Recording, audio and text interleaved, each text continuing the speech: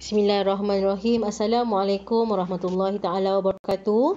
Hari ini saya akan jawab sirah tahun 3 pelajaran 2. Seperti mana yang awak telah maklum, ini semua awak telah belajar ketika awak darjah 3.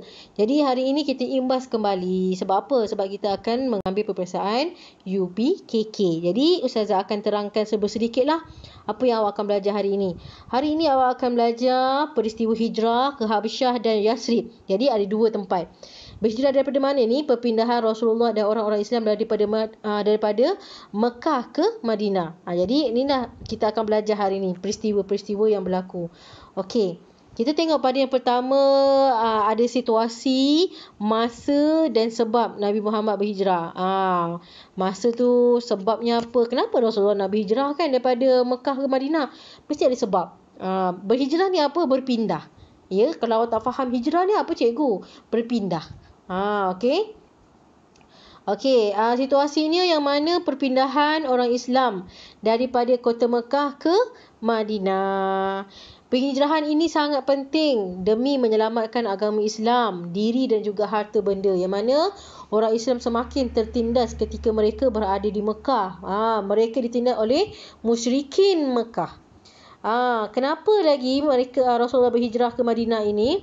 Kerana ingin mengembangkan agama Islam dan dapat mendirikan kekuasaan mengikut matlamat perjuangan, iaitu menjadikan sebuah negara Islam. Ingin menjadikan Madinah ini sebagai sebuah negara Islam. Faham semua? Alhamdulillah. Okey, kita tengok pada yang pertama, hijrah ke Habsyah. Okey, hijrah yang pertama ialah hijrah ke Habsyah. Pada masa itu Habsyah diperintah oleh seorang raja yang adil yang bernama An-Najah. Soalan ni sangat famous. Siapakah An-Najashi? Najashi ni kejam ke? Tapi hari ni awak dah tahu. Habsyah dipimpin oleh seorang raja yang adil, iaitu An-Najashi. Okey. Hijrah ke Habsyah ini merupakan hijrah pertama bagi umat Islam yang terdiri daripada 10 orang lelaki dan 5 orang perempuan. Yang mana ianya diketuai oleh Osman bin Affan. Ingat, hijrah pertama yang diketuai oleh Osman bin Affan seramai 10 lelaki dan 5 orang perempuan. Mereka berada di Habsyah selama 3 bulan. Jelas? Kenapa mereka berhijrah? Kerana mereka ingin menyelamatkan agama dan para sahabat daripada fitnah dan kezaliman musyrikin Quraisy. Okey, ingat itu adalah hijrah yang pertama. Okey, rombongan hijrah yang kedua. Okey. Hijrah yang kedua ini dipimpin oleh Ja'far bin Abu Talib. Siapa ketua dia pada rombongan hijrah yang kedua ni? Ja'far bin Abu Talib. 18 wanita. Jadi kat buku awak ada tuliskan, awak conteng sikit buku awak tu. Awak jangan sayang. Tu hak milik awak, awak gunakan dengan sebaiknya. Okey. Kenapa berlakunya hijrah yang kedua ini? Sebab berlakunya penyiksaan dan penganiayaan terhadap orang Islam semakin hebat dekat Mekah. Mereka semakin menganiaya orang Islam. Okey.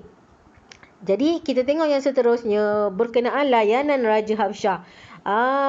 Okey. Raja Habsyah ini adalah orang Islam telah diterima dengan baik oleh Raja An-Najashi dan beliau berjanji akan memberi perlindungan kepada umat Islam selagi mereka berada di Habsyah. Berjanji bahawa selagi mana orang Islam berada di bawah pemerintahan raja tersebut, raja akan pertahankan mereka.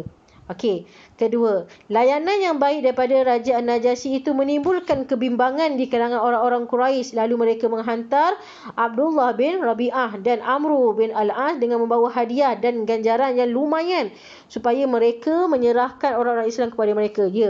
Bila orang musyrikin Mekah ni dia dapat tahu Raja An-Najashi ni baik dengan orang Islam, mereka ni risau.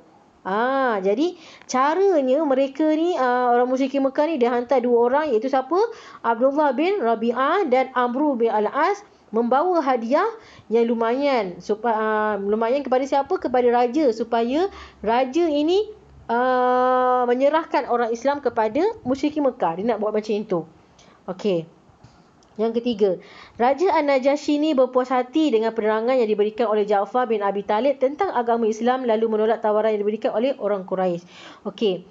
Jadi ketika bila orang musyrikin Mekah ni sampai kepada Raja An-Najashi di Habsyah, jadi orang Islam yang ada ketika itulah Ja'far bin Abi Talib kan, iaitu ketua yang membawa rombongan hijrah yang kedua ni, menerangkan kepada raja bahawa orang Islam macam ni kan. Jadi bila raja tersebut mendengar penerangan daripada ketua iaitu Ja'far bin Abi Talib, raja tersebut menolak tawaran yang diberikan oleh orang Quraisy. Dia tolak.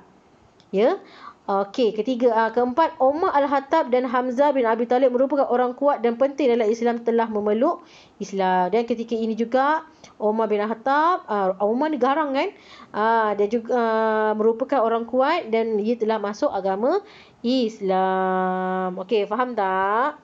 Okey, alhamdulillah. Okey, seterusnya kita tengok pada peristiwa yang berlaku sebelum berlakunya penghijrahan, sebelum berpindah itu. Kita tengok peristiwanya apa. Okey, ada berlakunya bai'ah pertama dan juga bai'ah kedua. Apa itu bai'ah? Bai'ah ialah perjanjian. Okey, bai'ah pertama bermula dengan mengadakan perjumpaan dengan 12 orang lelaki dari kaum Khazraj dan Aus datang ke Mekah untuk menunaikan haji, dan mereka menerima Islam sebagai agama mereka.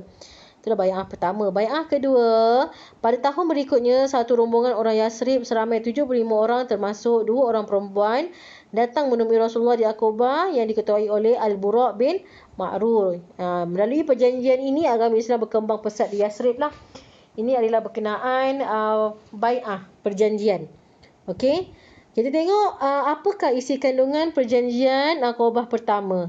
Iaitu tidak menyekutukan Allah, tidak boleh mencuri, tidak berzina, tidak membunuh anak, tidak berdusta, dan mereka perlu berbuat baik. Tengok, semua ni mendatangkan kebaikan. Isi perjanjian Aqabah kedua apa? Persaudaraan orang Muhajirin dengan Ansar bertambah kuat. Orang Muhajirin dapat memulakan hidup baru dengan pertolongan orang Ansar. Orang Islam semangat berkorban untuk menegakkan agama Islam. Orang Islam hidup bersatu padu dengan tidak mengira suku kaum. Bercampur semua. Tak ada masalah. Orang Islam dapat menghadapi orang Yahudi dan orang Madinah yang tidak memeluk Islam. Ya, walaupun mereka bukan beragama Islam, tapi mereka semua boleh hidup harmoni. Macam kita dekat Malaysia, berbagai kaum bangsa kan. Orang Islam dapat menyebarkan Islam dengan jayanya. Okey, itulah adalah kelebihan perjanjian lah. Okey. Okey. Kita tengok hari ini cerita berkenaan hijrah Rasulullah ke Madinah bersama Abu Bakar. Okey. Penganiayaan ke atas kaum muslimin yang berada di Mekah semakin hebat kerana sokongan padu penduduk Yasrib terhadap Islam memalukan para pembesar Quraisy di Mekah. Jadi, bila penduduk Yasrib ni banyak mengikut orang Islam ni, orang pembesar Quraisy Mekah ni rasa macam tercabar. Kan? Jadi Rasulullah ni menganjurkan mereka berhijrah ke Madinah secara sulit, dan Rasulullah ni merancang untuk orang Islam ini berhijrah ke Madinah secara sembunyi-sembunyi lah. Bukan secara terang-terang. Kalau terang-terang, mereka akan ditangkap dan dibunuh. Rancangan untuk membunuh Rasulullah diketahui oleh baginda melalui wahyu Allah Ta'ala. Ya. Jadi pembesar Quraisy ni, musyrikin Mekah ni, dia tahu. Jadi Rasulullah ni akan berhijrah. Jadi mereka ni merancang. Jadi Allah Ta'ala telah menurunkan wahyu kepada Rasulullah dengan memberitahu bahawa orang musyrikin Mekah ini sedang merancang untuk membunuh baginda. Jadi Rasulullah berhijrah bersama Abu Bakar As-Siddiq setelah mendapat perintah daripada Allah. Ianya berlaku pada 12 Rabiul Awal tahun ke-13 kerasulan, menjadi rasul. Bukan 12 Rabiul Awal. Okey. Jadi apa itu Muhajirin dan apa itu Ansar? Okey, Muhajirin ialah orang yang berpindah daripada Mekah ke Madinah bersama Rasulullah. Jadi mereka yang berhijrah dengan Rasulullah tu namanya Muhajirin, hijrah. Jadi hijrah ialah orang yang berpindah. Ansar ni penduduk asal Madinah. Ansar ni daripada perkataan bahasa Arab Nasara. Nasara tu apa? Menolong. Okey? Jadi menolong ialah orang, Ansar ialah penduduk asal Madinah lah. Okey, kenapa Rasulullah ini mempersaudarakan orang Muhajirin dan Ansar? Okey, persaudaraan orang Muhajirin dengan Ansar ni bertambah kuat.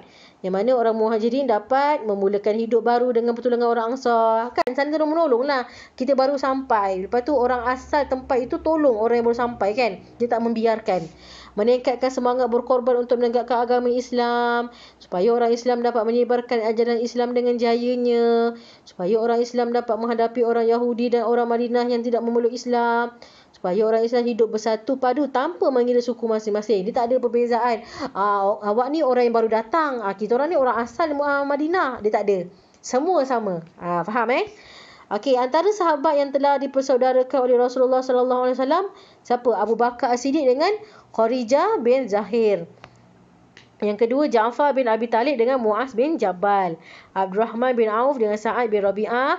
Umar Al-Khattab dengan Utsman bin Malik. Awak kena hafal nama-nama ni. Apakah perkara yang dilakukan oleh orang Ansar bagi membantu orang Muhajirin?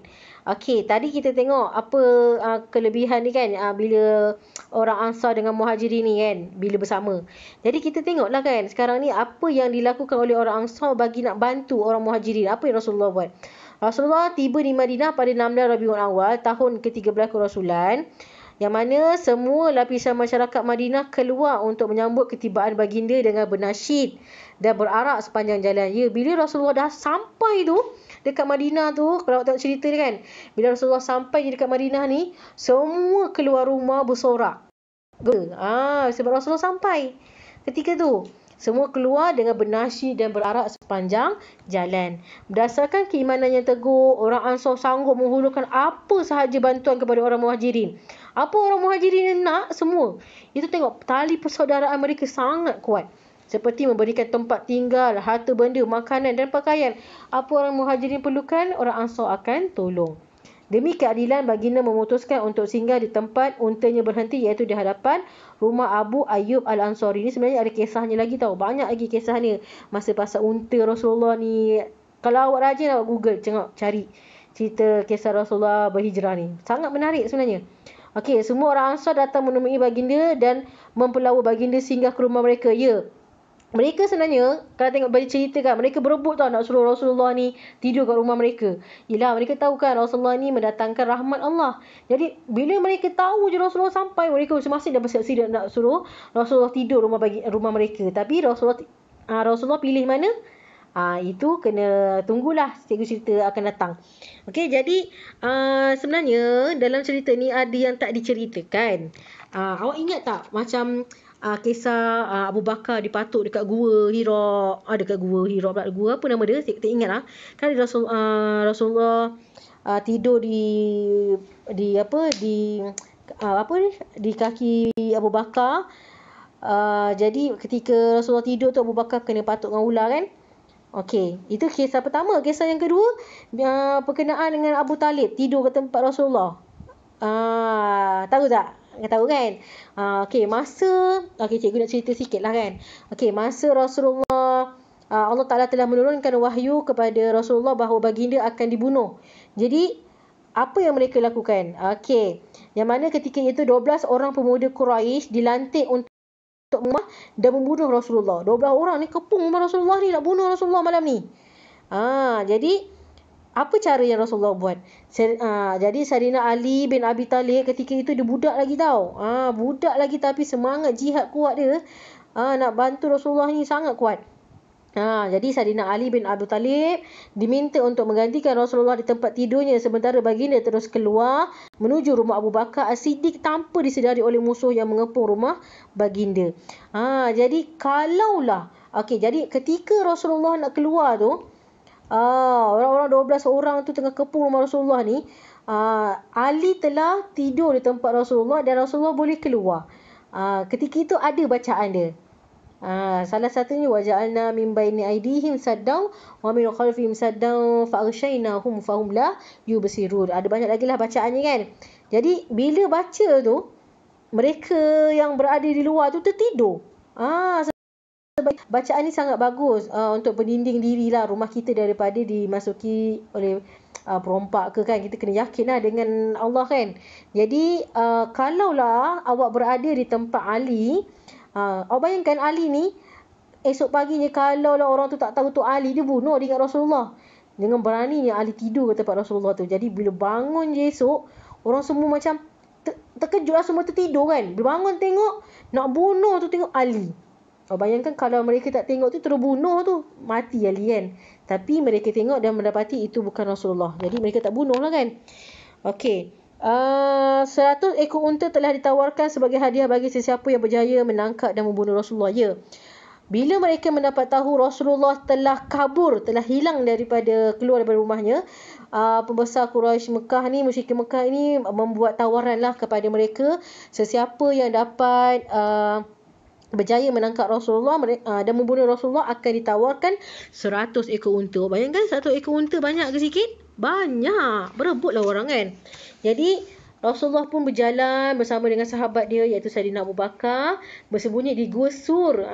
Gua Sur bagi mengelakkan ditangkap oleh orang-orang Quraisy. Dengan izin Allah mereka tidak dapat menemui Rasulullah di Gua Sur kerana terdapat sarang burung merpati dan sarang labah-labah di pintu gua tersebut yang masih elok keadaannya. Tengok, ini dah ceritanya hijrah Rasulullah. Kan sebelum ni kita tak tahu ketika bila benda ni berlaku kan. Ini ketika Rasulullah berhijrah daripada Mekah ke Madinah. Jadi Rasulullah dengan sahabat dia Abu Bakar ini telah sampai di Gua Sur dan dapatlah mengelak daripada orang-orang Quraisy ni kerana Allah Taala telah menetapkan kan dengan meletakkan sarang burung merpati dan sarang labah-labahan. Kalau kita tengok ekologi kan, bila burung ni dah ada sarang burung tu, maksudnya dah lama lah kan tempat tu dah tak ada penghuni. Lepas tu ada sarang laba-laba. Bayangkan kalau ada sarang laba-laba tu, kalau orang masuk apa jadi? Hancur lah kan sarang laba-laba tu. Jadi mereka berfikir takkanlah Rasulullah dengan Abu Bakar nak masuk gua kan, ada sarang laba-laba, ada sarang burung kan, takkanlah kan. Itu yang jadikan mereka terlepas. Setelah 3 hari 2 malam bersembunyi di Gua Sur, Nabi meneruskan perjalanan ke Madinah. Ketika Nabi dalam Gua Sur ni lah kan, ada kisah yang Abu Bakar kena patuk ular kan, dia keluar air mata. Ada cerita dia sebenarnya, cerita dia banyak sangat. Sebab tu awak kena tengok, kena rajin menonton lah kat YouTube tu. Jangan kerja nak tengok YouTube ni, tengok cerita benda-benda tak berfaedah kan. Awak tengoklah kisah-kisah Nabi hijrah Rasulullah ke Madinah. Ada banyak cerita dia, best. Kalau cikgu cerita semua, tak habis ni. Okey, setelah 3 hari 2 malam bersembunyi di Gua Sur, Nabi meneruskan perjalanan ke Madinah dan telah berhenti di suatu tempat untuk membina masjid iaitu Masjid Quba, iaitu masjid pertama dalam Islam. Apa nama masjidnya? Masjid Quba. Saya terlupa. Masa Rasulullah dengan Abu Bakar dekat gua tu kan, siapa yang hantar makanan? Apa dia terfikir kan? Apa Rasulullah nak makan 3 hari 2 malam tu kan? Siapa hantar makanan? Takkanlah tak ada orang jumpa ke? Kan ada kisah pasal cicak lah. Dekat sini lah ceritanya. Banyak sangat. Cikgu nak cerita tak boleh lah. Masa pendek je ni. Okey, cikgu teruskan lagi Seorang penjejak Quraisy telah menemui Nabi. Dah ni dah dia. Seorang penjejak Quraisy telah menemui Nabi tetapi gagal membunuh baginda kerana kedua-dua kakinya terbenam dalam pasir. Dia dah jumpa. Kita kan bila jalan kat padang pasir, kita akan nampak tapak kaki tau. Jadi seorang penjejak ni dah jumpa Rasulullah ni, tapi mereka orang tersebut gagal lah nak bunuh Rasulullah kerana kedua kakinya terbenam dalam pasir dan akhirnya dia pulang ke Mekah dan memeluk Islam. Dia tengok keajaiban kan. Dia nak dapatkan 100 ekor unta kan, tapi dengan izin Allah orang ini kakinya terbenam kat pasir. Dan melihat keajaiban pertolongan daripada Allah ini, dia berfikir dan dia telah masuk agama Islam. Tengok, subhanallah, hebat kan. Jadi pada 12 Rabiul Awal 13 tahun sebelum hijrah, rombongan Nabi selamat tiba di Madinah. Itulah yang Ustazah cakap tadi, semua gembira bernasyid sepanjang Rasulullah sampai tu berarak kan. Macam awak kalau Malidu Rasul berarak, seronok kan? Macam itulah. Tapi lagi hebat ni, ramai. Ya. Okey. Cara sambutan penduduk Madinah ni, macam mana mereka sambut? Saya terangkan lagi sikit lah. Mereka ni menunggu kedatangan Rasulullah sambil gembira, bernasyid, yang mana sambutan ni dengan penuh rasa kasih sayang. Okey. Jadi kan tadi Ustazah ada cakap, mereka ni nak suruh Rasulullah duduk dekat rumah mereka kan. Mereka dah kemar-kemar dah, memang nak suruh Rasulullah duduk. Jadi satu keputusan dibuat bagi menentukan rumah siapa yang terpilih. Rasulullah ni bijaknya, dia biarkan unta yang dinaiki baginda berhenti. Jadi selagi unta tu tak berhenti, selagi itulah tak tahu rumah siapa. Jadi Akhirnya unta tersebut berhenti di hadapan rumah Abu Ayyub Al-Ansari. Siapa nama dia? Abu Ayyub Al-Ansari. Jadi rumah Abu Ayyub Al-Ansari dah tempat Rasulullah menginap. Semasa di Madinah, Rasulullah membeli sebidang tanah lapang kepunyaan 2 orang anak yatim ya. Nama dia Bani Najran dan membina sebuah masjid yang sebagai Masjid Nabawi pula. Okey, tadi Masjid Quba kan, sekarang Masjid Nabawi. Dia beli tanah yang di mana ianya milik 2 orang anak yatim. Nama dia daripada Bani Najran dengan membina masjid sebagai Masjid An-Nabawi. Baik, jelas Jadi ini sahaja. Seronok kan cerita dia kan? Cerita dia memang seronok. InsyaAllah lah nanti akan datang cikgu bercerita lagi lah dengan awak semua ya. Okey, itu saja. Terima kasih semua kerana mendengar. Assalamualaikum warahmatullahi taala wabarakatuh.